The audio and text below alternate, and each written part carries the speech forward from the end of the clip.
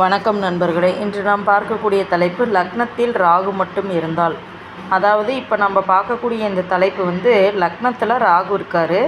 இந்த ராகு எந்த விதத்துலேயும் குருவோடோ சுக்கிரனோடோ தொடர்பு பெறலை, சரிங்களா? கேந்திர திரிகோண ஸ்தானங்கள்லேயோ வேறு எந்த வகையிலையும் குருவோடையும் சுக்கிரனோடையும் தொடர்பு பெறவில்லை அப்படின்னா அந்த நபர் தோற்றத்தில் கருமை நிறமாக இருப்பார். ஒன்று. அதே மாதிரி பார்த்திங்கன்னா அவங்களுக்கு மனசு ஒரு நிலையில் இருக்காது. ரொம்ப தந்திரசாலிகளாக இருப்பாங்க. ரொம்ப ரொம்ப கிரிமினலாக யோசிப்பாங்கன்னே சொல்லலாம். இப்படி தான் முடிவெடுப்பாங்க இவங்க இந்த விஷயத்தில் அப்படின்னு அவங்கள நாம் ஜட்ஜ் பண்ணவே முடியாது. அந்த மாதிரி அவங்களுடைய முடிவுகள் அப்படிங்கிறது இருக்கும். மேலும் பார்த்திங்கன்னா எதையுமே ரொம்ப பிரம்மாண்டமாக செய்யணும்னு ஆசைப்படுவாங்க. ரொம்ப எளிமையாக எதுலேயும் செய்யாமல் எதுலேயுமே 4 பேர் பார்த்து வியக்கிற அளவுக்கு தான் அவங்களுடைய செயல்பாடுகள் இருக்கணும். ஒரு ஃபங்க்ஷனே பண்ணணும் அப்படின்னா கூட அது எளிமையாக இல்லாமல் பிரம்மாண்டமாக இருக்கணும்னு விரும்புகிறது.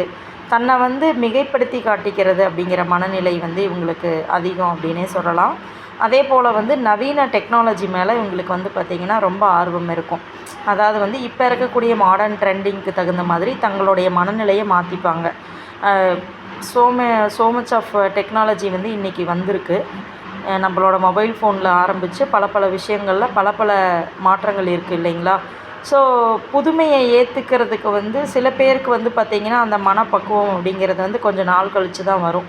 பட் லக்னத்தில் ராகு இருக்கிறவங்க அதில் என்ன இருக்குது அப்படிங்கிற தேடல்லையும் ஆர்வத்திலையும் ரொம்ப இன்ட்ரெஸ்ட் காட்டுவாங்க. ஸோ டெக்னாலஜி மேலே ரொம்ப மோகம் அப்படிங்கிறது அவங்களுக்கு இருக்கும் அப்படிங்கிறது உண்மை. அதே போல் இந்த லக்னத்தில் ராகு மட்டும் தனியாக இருக்கும் பொழுது ரொம்ப முக்கியமாக நம்ம கவனிக்க வேண்டிய விஷயம் கலத்திரத்தில் கேது இருப்பார். நம்ம நிறைய காணொளிகள் கொடுத்துருக்குறோம். கலத்திரத்தில் கேது இருந்தாலே பொதுவாகவே கலத்திரம் தடை தாமதத்துக்கு உட்பட்டது தான்.